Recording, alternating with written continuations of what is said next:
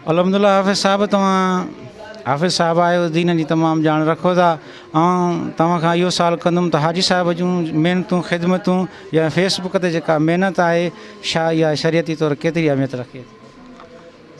बिस्मिल्लाहिर्रहमानिर्रहीम, अस्सलातु वस्सलामु अलैका या रसूलल्लाह। जी फ़कीर नजमुद्दीन निमाणा,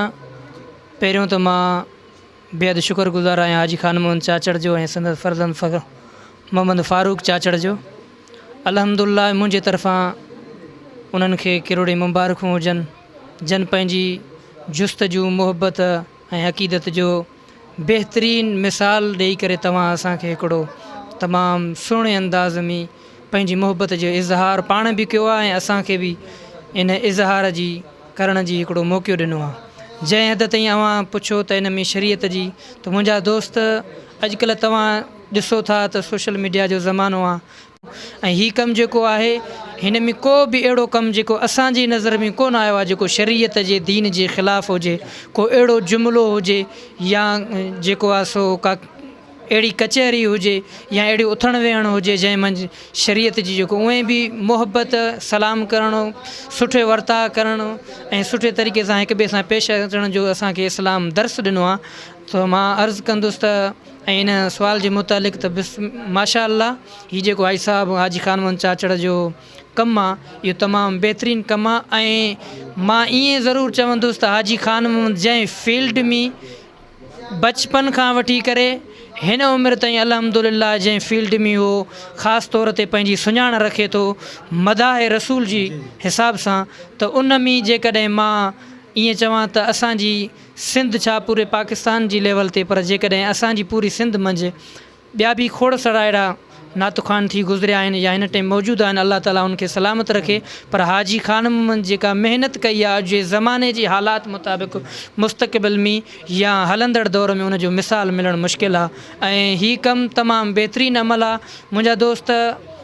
रसूल करीम सल्लल्लाहु अलैहि वसल्लम जी हदीस ऐं फ़रमान मुताबिक़ जेकॾहिं को माण्हू चङी ॻाल्हि या चङो सबक़ु ॿियनि जे लाइ छॾींदो आहे त उनजो उजूरो अल्लाह ताला उनखे त अता फ़रमाईंदो आहे, पर अमल करण वारनि खे बि अता फ़रमाईंदो आहे। हीउ तमामु बहितरीनु अमल आहे। इन जे ज़रिए तमामु आलमनि सगुरनि, हाफ़िज़नि सगुरनि, मदाइन सगुरनि सां गॾोगॾु मुंहिंजे आका करीम सल्लल्लाहु अलैहि वसल्लम जी आशिकान रसूल महबूब जी उम्मत खे तमामु बहितरीनु पैगाम मिले थो। ऐं मुंहिंजा दोस्त इन सां गॾोगॾु अॼुकल्ह तमामु सुहिणी सहूलियत सां गॾोगॾु हाजी साहिब वारनि असांजे लाइ हिकिड़ो बहितरीनु सहूलियत मुहैया कई आहे जो रोज़ु रोज़ु नओं नओं मवाद ऐं हर वक़्तु गुज़रंदड़ सां गॾोगॾु जेकी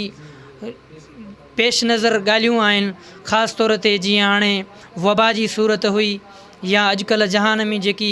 अॼुकल्ह मुआशिरे मंझि असां मुस्लमाननि खे न करणु खपनि कमु, उहे अमल असां खां थियनि था। उन्हनि जी निशानदेही जे लाइ उन्हनि खे नसीहत भरिया नुक़्ता जेकी हाजी ख़ान मोहम्मद जे पेज ते पेश थियनि था, ख़ासि तौर ते उन्हनि जे लाइ बि असां